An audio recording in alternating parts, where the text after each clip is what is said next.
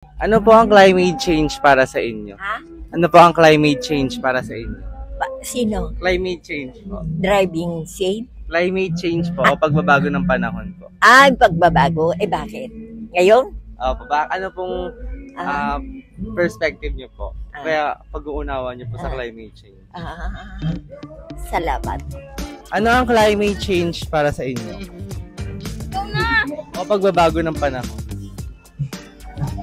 Kahit sino sa inyo. Ikaw na! Ikaw nga daw, Koy. Bobo ko eh. Pares tayo, bobo. Kaya nakalimutan ko eh. Ewan ko.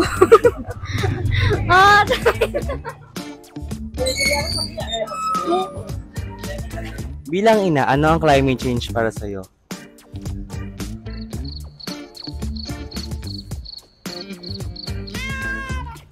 Wala po.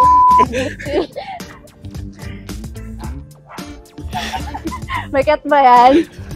Ano, para sa akin, sa Tagalog, pagbabago ng klima. Na nakaka-apekto sa atin mula noon hanggang ngayon. Or overall change sa buong mundo.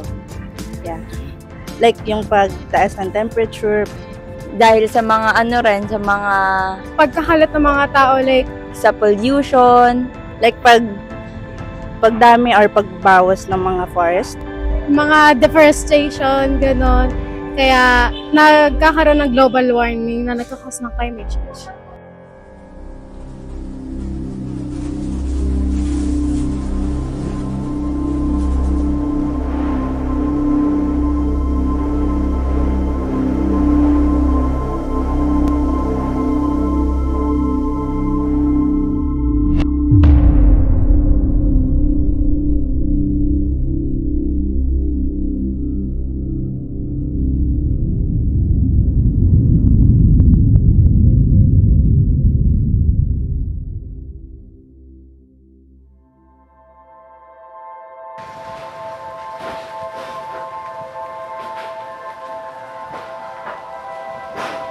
Magkano kinikita? 200. Per day na yan. Pero may pasok. May pasok pa. Isang linggo ngayon walang pasok. Madami ka naman nakakollect. Minsan konti, minsan marami.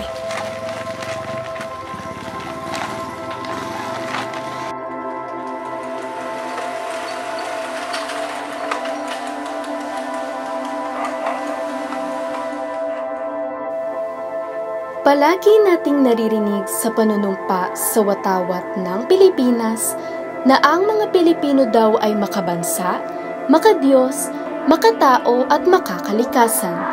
Ngunit sa panahon ngayon na kinakaharap natin ang malaking problema sa climate change, masasabi pa ba kaya natin na makakalikasan pa ang mga tao?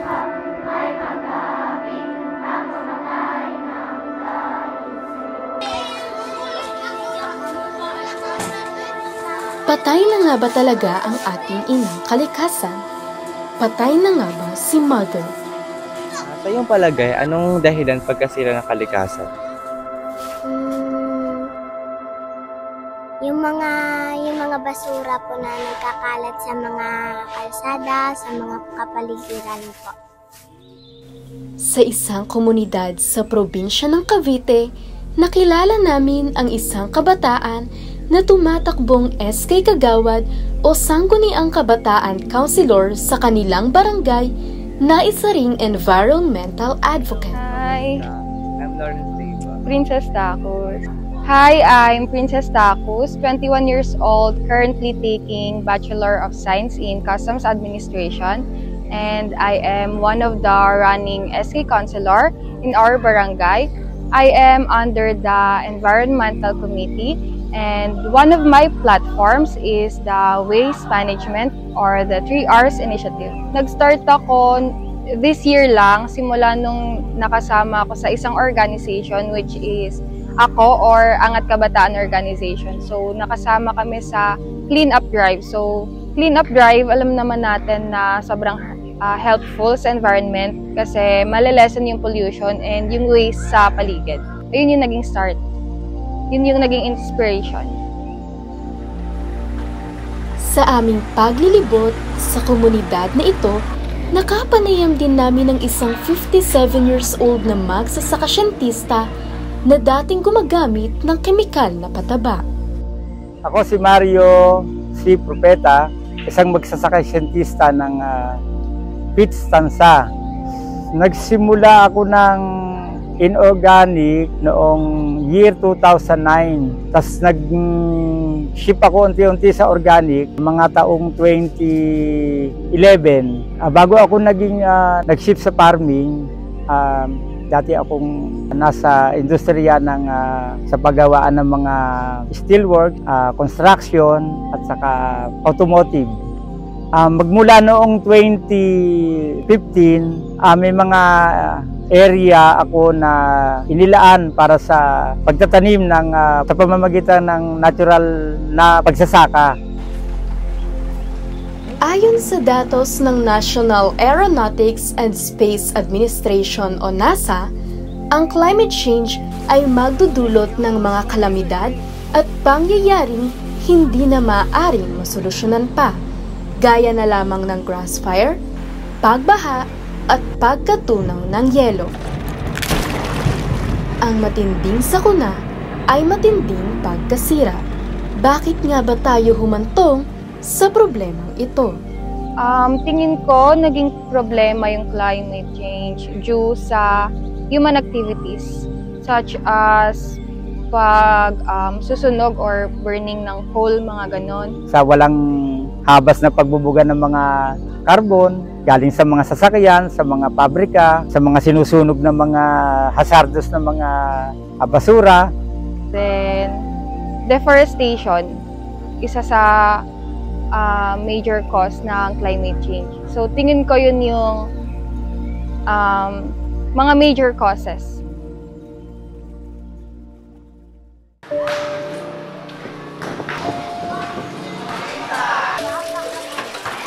Nakapanayam namin ang ilang tao sa isang komunidad at inalam namin ang kanilang pagkonsumo sa mga carbon-reliant energy tulad ng vehicle gas at gasul na mga dahilan na nakakaapekto sa kinakaharap nating climate change. Gaano kaya kalaki ang kanilang pagkonsumo sa mga gases na ito? Siguro mga 4-5 litro papasok at pauwi galing trabaho. Sa akin, nasa 4. Kasi ang isang gasol, maabot lang 5 hanggang 6 na araw. Nitong nakaraang taon lamang, tumaas ang presyo ng mga kinukonsumong gases na ito. Kung halimbawang dumoble ito sa susunod na taon, kukonsumo pa ba sila? Wala naman tayong magagawa kung kahit tumaas yan. Mawala naman kami ng trabaho. No choice, bibili talaga. Depende.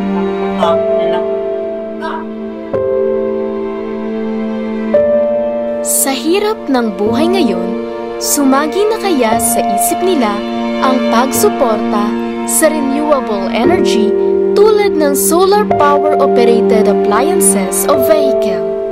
Kung may budget, bibili para malaking tulong yun para makatipid tayo sa pagbili ng gas. Pwede. Kung hindi tumaas ang kuryente, depende kasi ang magpagamit. Ayon sa World Risk Report, sa taong 2021, nangunguna ang Pilipinas sa lubhang nasalanta ng extreme weather events dulot ng pagbabago sa klima. Kung ito ay magpapatuloy sa taong 2030, mas matindi pa ang magiging epekto nito. Paano kaya natin hihikayatin ang ating komunidad sa paglutas ng problemang ito? Siguro mahirap yung manghikayat ng tao kasi pagdating sa environment, hindi masyadong naiisip ng mga tao. Parang naaabuso yung resources dito sa mundo. So yun, yung manghikayat siguro ng mas marami pang tao is mahirap as an advocate. May mga programa naman ng ipinatutupad ang gobyerno. Kaya lamang marami na hindi gaano itong pinag-uukulan ng pansin, katulad yung waste management, na iyan naman ay isang batas na kinakailangan ginagawa hindi lamang sa national, hindi lamang sa local level, maging sa mga barangay. Siguro, one of the simplest ways para mahikayat ko yung mga kabataan lalo sa community is showing them kung paano rin ako mag-care sa environment, making myself as an example sa kanila para yun yung gagawin nilang inspiration para mahikayat din sila na tumulong or mag-care sa environment.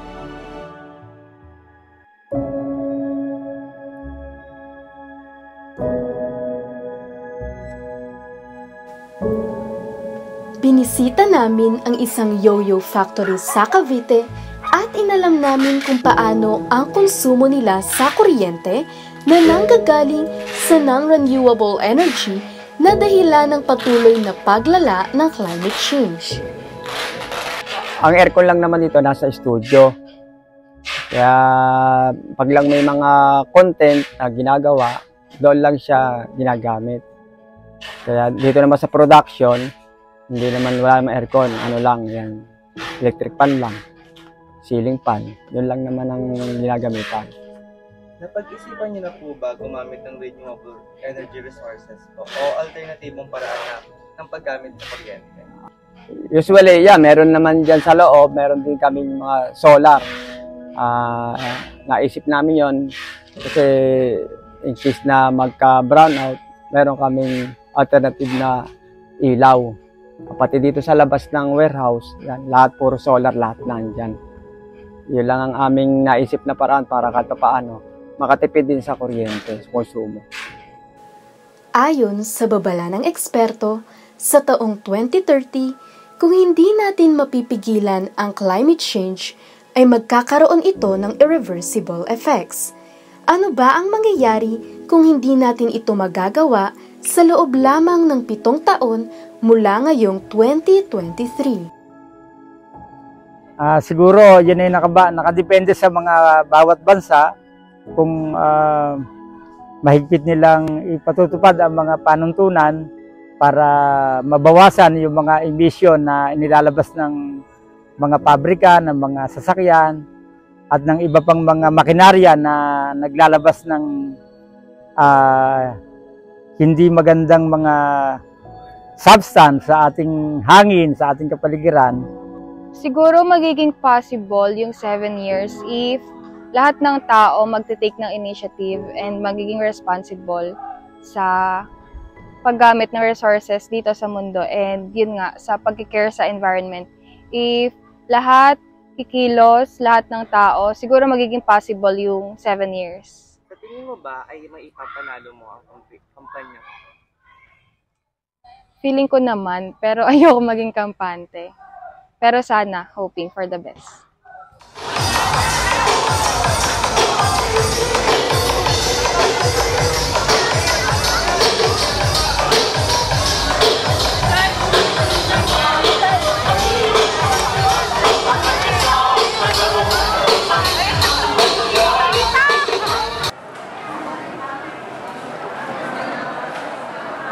Binalikan namin si Princess sa araw ng botohan ng barangay at sangguniang kabataan.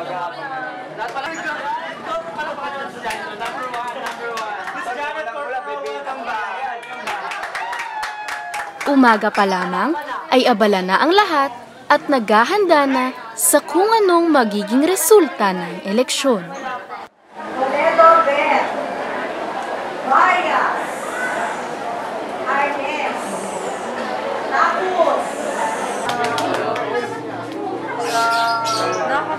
Busog na talaga ako, kakakain ko lang. Ito naman nag-order niya. Ako rin, busog din ako. Ako hindi. Kinakabahan ka ngayon? Hindi. Hindi talaga, hindi pa. Wala, hindi talaga ako kinakabahan. Baka mamaya pag iaan na yung result. Una, yung gusto kong unang mangyari if manalo ako, magkaroon ng seminar, environmental awareness seminar, para mas maging informed yung mga kabataan dito sa community. Then, tsaka susundan ng mga other projects such as yung cleanup drives kasi importante talaga yun para regular na malinis yung paligid.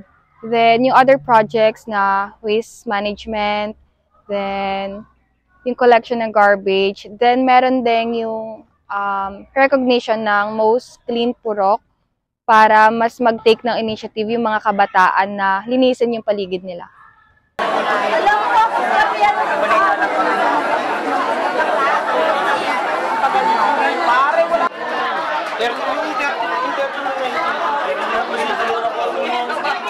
Ayun yung sinasabi ko sa'yo.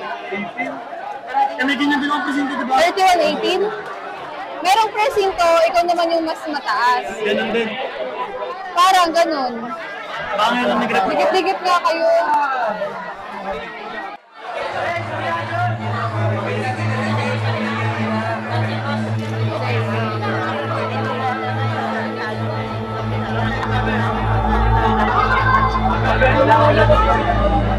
Ano ba nangyari kay Andre?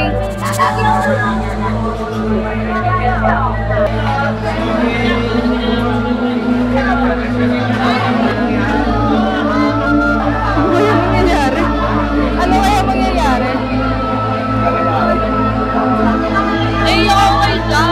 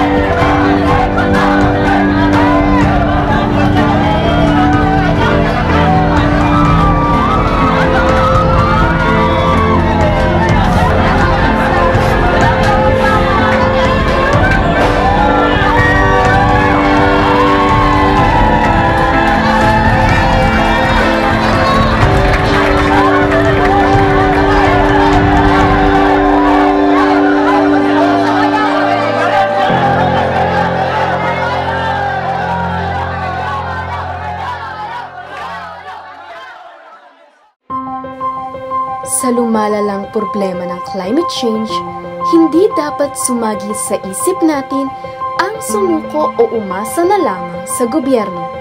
Hindi pa naman huli ang lahat dahil tandaan, ang pinakamalaking pagbabago para sa ikabubuti ng mundo ay nasa kamay rin natin mga tao. Malulutas natin ito kung tayo ay maging responsible and disciplined. Pinakasimpleng pwedeng gawin yung pagtatapon ng basura sa tamang lagayan.